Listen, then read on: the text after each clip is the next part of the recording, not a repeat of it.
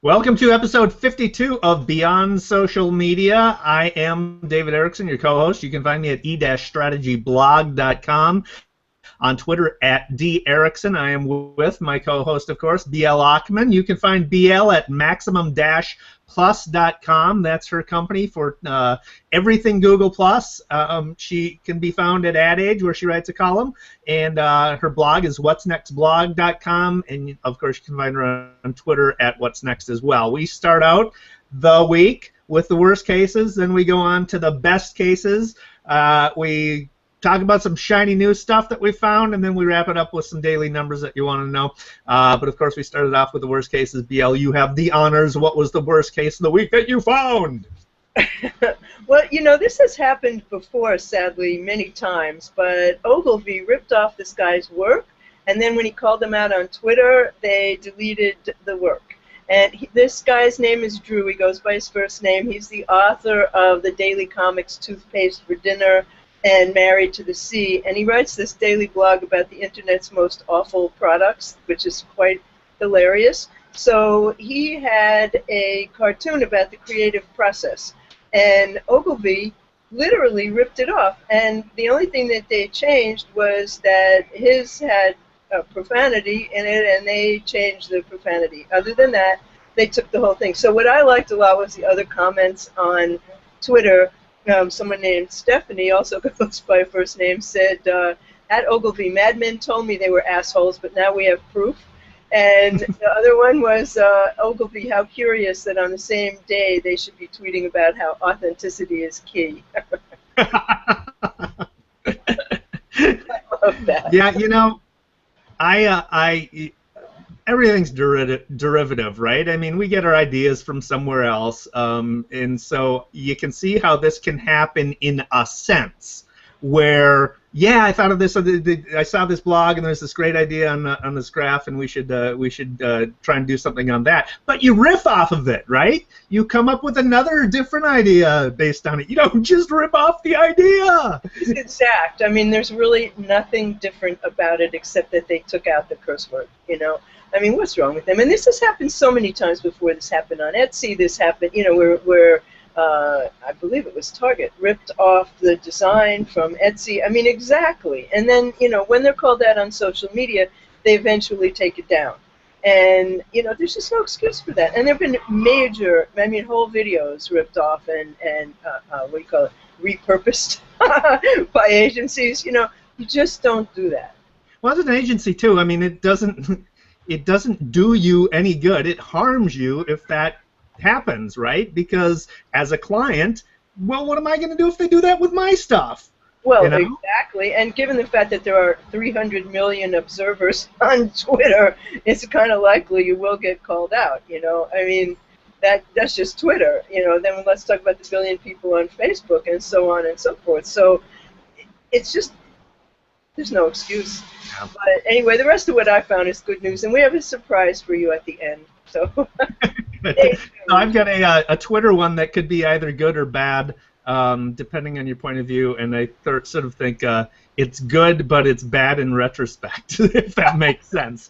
So Twitter is finally trying to find out more about its users. A website, MediaNama, it covers media in India, published a Twitter relationship survey that one of its writers received from Twitter. We'll put a link in the show notes to show you what it's like. But it's basically, the survey asks you why you follow certain people on Twitter, and it gives you a handful.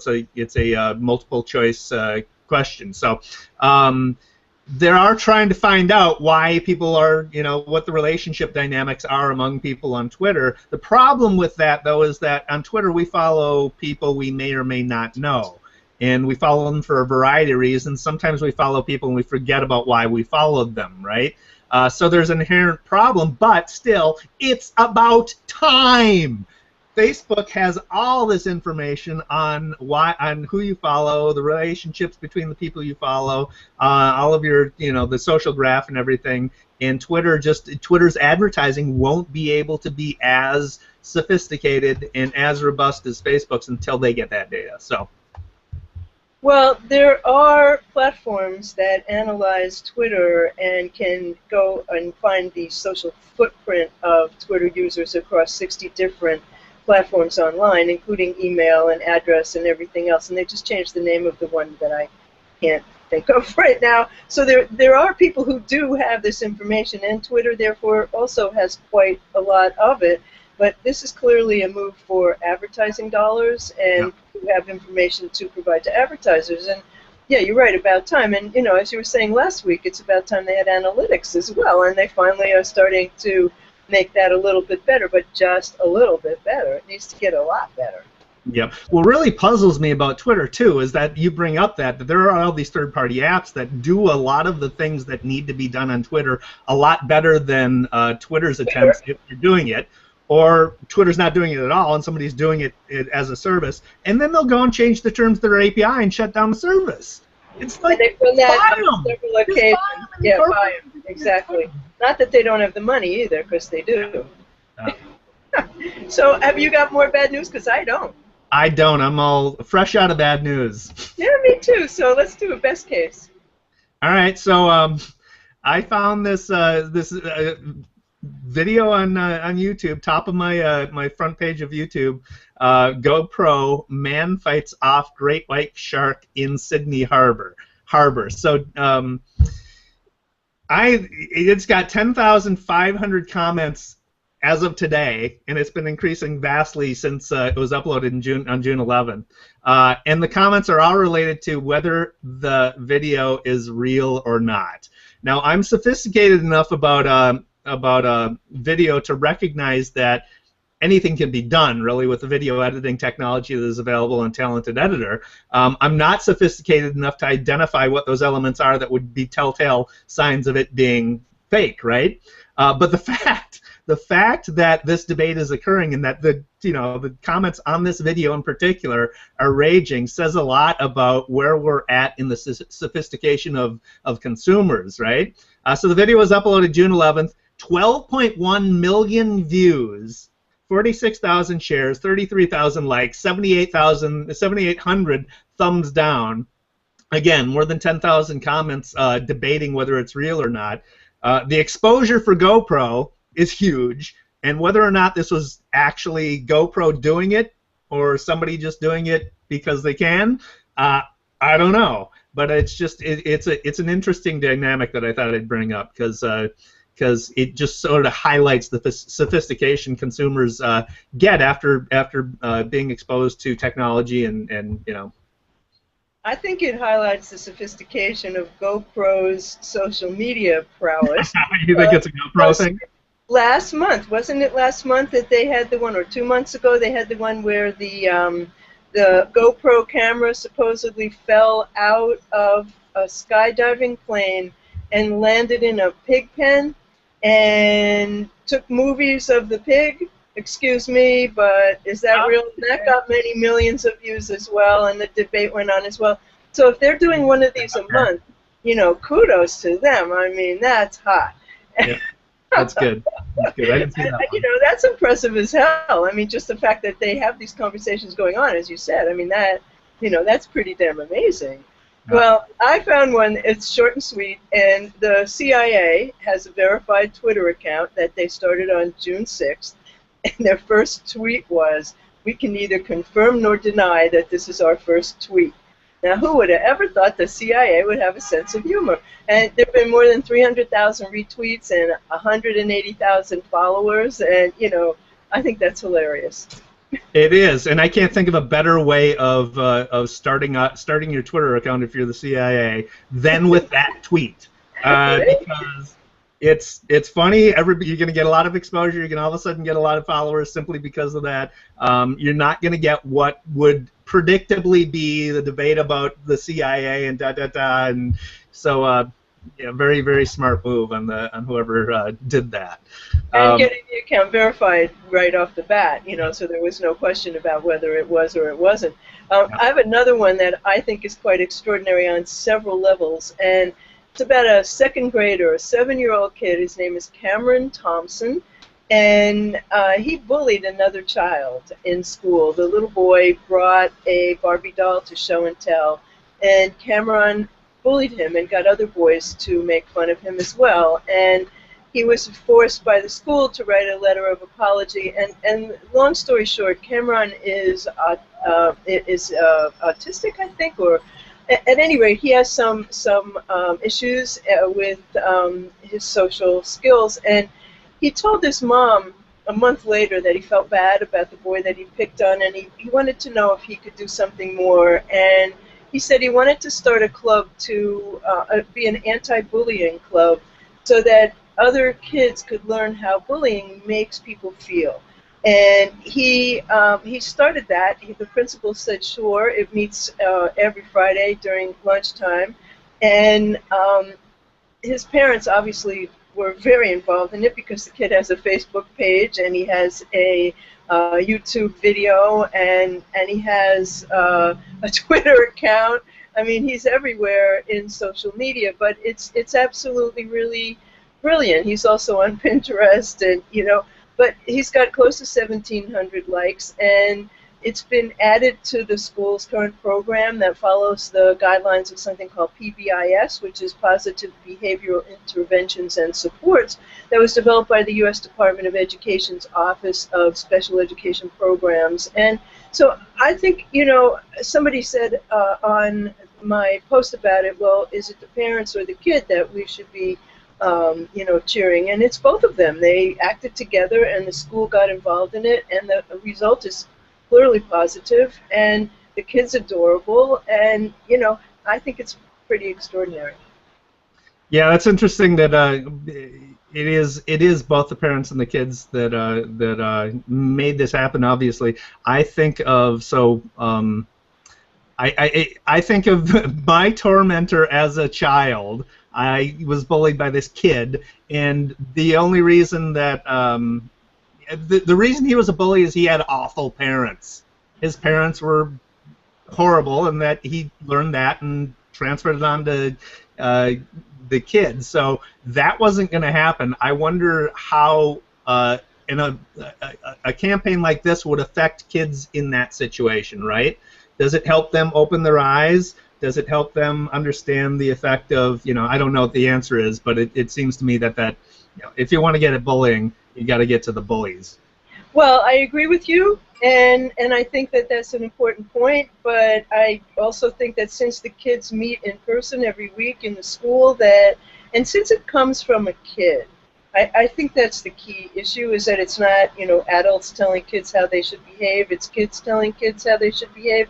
So, you just hope that it would, but there was an experience of bullying in my family, and it resulted in something pretty nasty. And the two kids are friends now. So finally, one day, my nephew, who was bullied, fought back and punched out the kid, and that was kind of like how it stopped.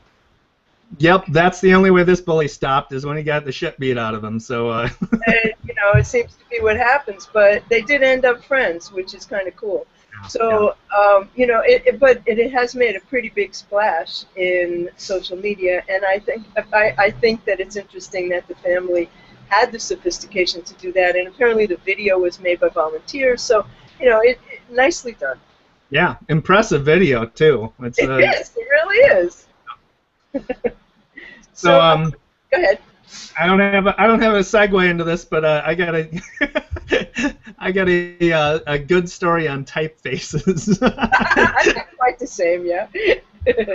Vic is doing an open source project on typeface design based on handwriting samples. So they are asking users to contribute digital handwriting samples, and they're going to take all the results and synthesize those samples to create a universal font. And then you'll be able to segment those examples by gender, age, country, dexterity. I don't exactly know what that means, or industry. So we're getting at fonts that you can actually use as in your target marketing. You know your demographic and everything. Find fonts that or typefaces that appeal to that particular audience that you're you're trying to reach. There's been a bunch of research on typeface design. In 1923, there's research that found that there's clear cultural associations with typefaces. For simple types like Century Bold conveyed economy and strength, and they're fitting for such products as coffee and cars. Ornate types conveyed luxury and work well for jewelry and perfume. There's been more recent research. Serif types fonts are more focused and organized and calm than sans serif types. Rounder types elicit happiness. Sharper types, anger. Odd spacing can be interesting but aggressive. Consistent spacing feels professional but boring. So there's all these emotional responses. And there's even a survey that said participants taking speed identification tests responded faster when a font is paired with its matching description. So the word heavy in a bulky font, than when there's a mismatch, the word heavy with an airy font, right? So all of those things you need to consider in design, right? Design is even more crucial when you're communicating. So the design of your website, design of your app, all that, fonts play an important part of that. And if you've got a selection of fonts that you can tie to your demographic target audience, then all the better. Super cool. I happen to be a great lover of typography, and my family had a typography business back when there was such thing as a typography business. Ignore the sirens, they mean nothing. It's just New York City, they do that, sorry. And you know, the sad thing is the lack of beautiful typography on the internet. And so maybe this will lead to some more options here. And what, you know, anything about typography to me is completely fascinating because I really do know that it elicits emotional reactions from people. And you know, what a great project. I really have to take a very close look at that. So I have Google Plus news, and Google made such a huge mistake with business and Google Plus by giving apparently every business on the planet a local page in Google Plus, and then kind of not bothering to tell them that they had one. So there are many local pages for companies, and the ones that make me laugh are the ones that are for agencies that say, you know, we're cutting edge digital, and then they have a Google Plus local page that they never looked at, that nobody's paying any attention to, and you know, no, you're not cutting edge digital, I'm sorry. But anyway, what they've done now is they've come up with Google for Business. It's a new platform, and it may be easier to use, and you know, perhaps it's really going to get better, and I hope that it will. And it's Google's attempt to bring small and medium-sized businesses into Google Plus in a more meaningful way. And I say hallelujah, but they call it Google Your Business, not Google Plus Your Business. Go figure. But there is an official Hangout on Air on Thursday, June 19th, that will take place on Google+. We'll have the link in the show notes, and that will explain much more about what you can do. And I've written a blog post about it that explains what options you will have for your business. And you know, it says that it will make it easier for businesses to use. It remains to be seen whether that's true, but I sure do hope so, because in my opinion, and I've said this many times, Google Plus is the biggest change in online communication since the interactive website. But Google's done an absolutely crappy job of explaining it.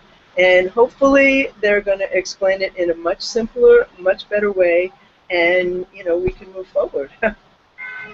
Yeah, typical Google, right? A bunch of engineers that come up with super cool idea and then fail to think about the user, fail to communicate what their ideas are. So yeah.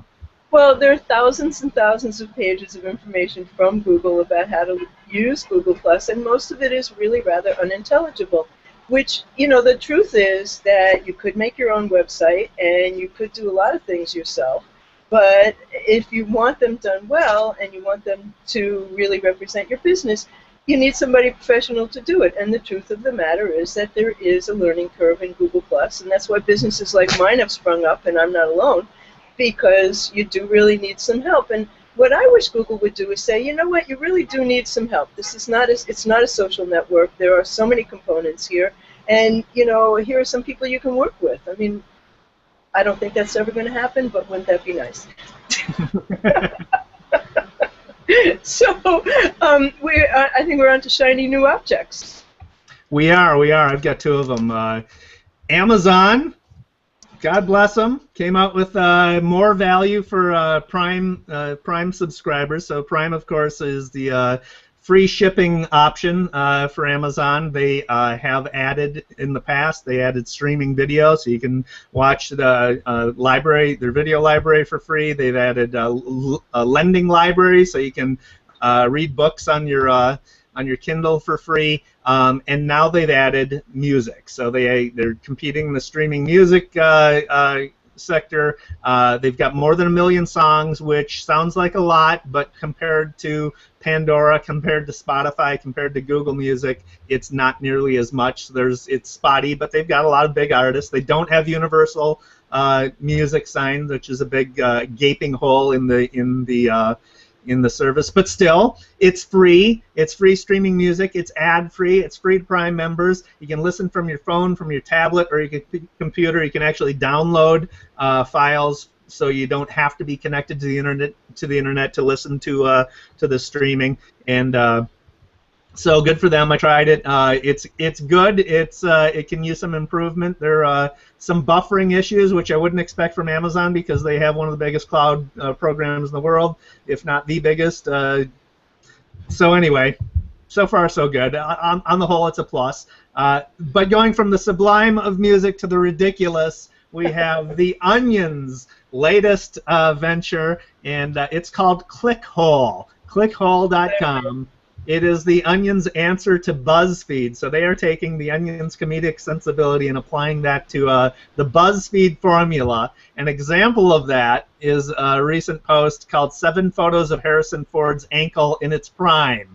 Now, if you had heard last week, Harrison Ford apparently broke or twisted his ankle on the set of Star Wars, and it blew up in social, right? Harrison Ford injured on set. So they did this post of the 7 photos of Harrison Ford's ankle in its prime, and it's hilarious. It's total BuzzFeed. So it starts out with a photo. You can't talk about Harrison Ford's ankle without looking at the original Star Wars trilogy. Face it, Han Solo's ankles were flawless. And it shows a picture of Han Solo in the original Star Wars with a yellow circle around his ankle and an arrow pointing to the yellow circle. And then it goes through his career. It's got one on Blade Runner showing his ankle. It's got one on another Star Wars movie showing his ankle. It's got one on Raiders of the Lost Ark showing his ankle. It's got one from what's the presidential plane? Air Force One. There we go. It's got one of him and his wife. So here's stunning. Here's Harrison and his wife, Callista Flockhart, in better times. Simply unstoppable with all 4 of their amazing ankles. It's got a picture of them with all 4 ankles circled with arrows pointing at the ankles. It's just brilliant. So and then finally they wrap it up with, well, if there's any silver lining, it's that Harrison's pre-injury ankle will be appearing in The Expendables 3, which was already shot when his ankle was still a force of nature. Gotta love the Onion. I really do. So yesterday, I'm in Central Park. Every day I take Benny to Central Park, and no matter what the weather is, I mean, I think I missed 2 days this winter, and we've gone in blizzards, you know. And yesterday, one of the guys that is the owner of a dog that Benny hangs out with said, "We got to go home. There's going to be really heavy rain in 9 minutes." I'm like, "Oh, come on. How do you know that?" He said, "I have dark skies on my iPhone, and it just sent me an alert." Well, you know what? In 9 minutes, it started to rain really heavily. I'm like, "Oh, my God, I have to get this app." So dark skies, even if you haven't opened the app in days, you get an alert. You know how, like last night, I'm on the subway, and I get an alert from whatever, the National Weather Service, and it scares the pants off you every time it happens. Wah, wah, wah. Flood warning. Well, you get an alert on your phone that tells you that you're in the path of a storm. So you're never going to get stuck in the rain again. And it's powered by, they have their own forecasting service that they say they built specifically from scratch for the app. And it's an independent service, and so they have the freedom to innovate and experiment with new ways of analyzing the weather. So really, you have to have this app. It works. Well, if it's that good, I mean, getting out of the rain is important. It's convenient. Getting out of the path of a tornado, more Good important, idea. more convenient. If they can do that and predict flash floods or predict tsunamis, that'd be pretty helpful. I'd It like does to it have by that app. zip code, like you put in your zip code where you are, and it gives you like the local weather cells, which not, sort of the forecast for New York, but a forecast for the Lower East Side, the forecast for, Tribeca. I mean, that's pretty terrific. But Yep. I have one that I think probably belonged in the worst things of the week. It's called Ringly, and it's a smart ring that gives you alerts about your phone. So it's an 18-karat gold ring with a big rock on it, and it alerts you to texts and phone calls and emails, etc. And it vibrates in 5 different vibration patterns, and it works even if you're 20 feet away from your phone. And it's a mere $195, and I don't want one. When I'm away from my phone, it's because I don't want to know what it's doing. I don't want to pay $195 for a ringtone. Yeah, exactly. Thank you very much. I don't want that. But one of the things about going to Central Park is that you get to see all these amazing birds, and we're always going like, what is that? I mean, I'm not a bird watcher, but I see these, blue birds and red birds and green birds, and what are they? So now there's this app called BirdSnap, and it's an electronic field guide, and it covers 500 the most common North American bird species. And you can go to the website or get it on your iPhone, and when it shows you the picture of the bird, it gives you the sounds that they make. So I like to leave it on my, I find a sound that I like and leave it as the background music while I'm working, so I can listen to the beautiful songs. And it automatically discovers visually similar species, and it makes suggestions about it tells you all about them. Wow. And it uses visual recognition technology, so you can upload bird images that you find, and it'll tell you what they are. And it estimates your likelihood of seeing specific species at different times of year based on sightings, and it produces a custom guide for you of local birds so that you'll be able to see them. I think that's totally cool. That's fantastic. That's pretty sophisticated. So that brings us to the daily numbers, Dave. Right. So this week, daily numbers. Americans' attitudes towards promoted pins. This is a AccuPoll precision research poll done for Ahology, which is a content marketing outfit, from last month. They surveyed 1,300 Americans 15 years older, 500 of whom were active Pinterest users, meaning they use Pinterest at least once a month, logged in Pinterest at least once a month. We know from previous research that Pinterest users are predominantly female, like 85% or something like that. But this poll indicates that males had been 36% more likely to join Pinterest than females in the 6 months leading up to the survey. So it's something to keep an eye on, see if those Pinterest demographics change and more males come into the picture. But let's get on to the majority of Pinterest users' interests in promoted pins, which they recently rolled out. 42% are neutral towards them. Okay, good.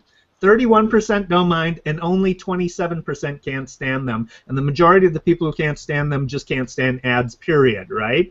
So it looks like, as far as laying the groundwork for doing promoted pins, there's not going to be a lot of resistance from Pinterest users themselves. And if you think about it, the way that a lot of Pinterest users use it, they're looking for inspiration for things to buy eventually anyway.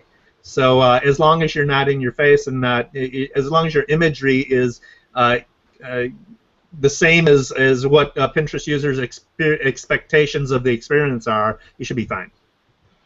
Well, I've been using Pinterest more and using it to save things that I want to have for later, images and instructions and things like that, using it a little bit like Evernote. And I think a lot of people do that as well. But so we have a surprise. Next week we have a really special guest, and that is Chef Dennis Littley. And he's known as Chef Dennis. And he's an executive chef, a culinary instructor, a recipe developer, and an award-winning food blogger and photographer. He takes the most gorgeous pictures of food. And his blog is called The Culinary Journey with Chef Dennis. And he has a Google Plus food bloggers community, which is the only one of its kind. And on Monday at 3 p.m., you can learn how to make caponata, which I just love, with him on his Around the Kitchen Table Google Plus Hangout. And he's our guest next week, and we're going to talk with him about his Google Plus experience and about what it is that really does make Google Plus such a hard sell to the business world. We're really looking forward to having Chef Dennis with us next week. Absolutely. Absolutely. I can't wait.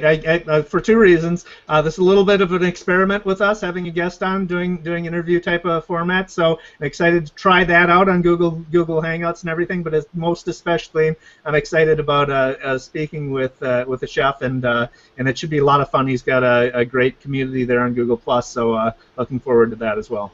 And he's lots of fun.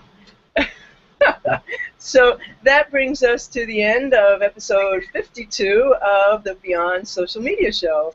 And you will find our show from today. The video will be timestamped, TalkBL. The video will be timestamped so that you'll be able to go directly to any segment that you want to see specifically. And you'll find it on the Beyond Social Media Show YouTube channel. It will be on the Beyond Social Media Show blog, and we will post the links to it on Twitter and so on. And you can find David Erickson at @DErickson on Twitter, at eStrategyBlog.com, at eStrategyTV on Google+, and you can find him here every week on the Beyond Social Media Show. Me, you can find on Twitter as @What'sNext, at whatsnextblog.com, where I blog about internet strategy and trends, and on Google+, and on YouTube, and at my new company, maximum-plus.com, which is about all things Google Plus for business. So thank you so much for watching. We'll see you next week. Thanks for watching.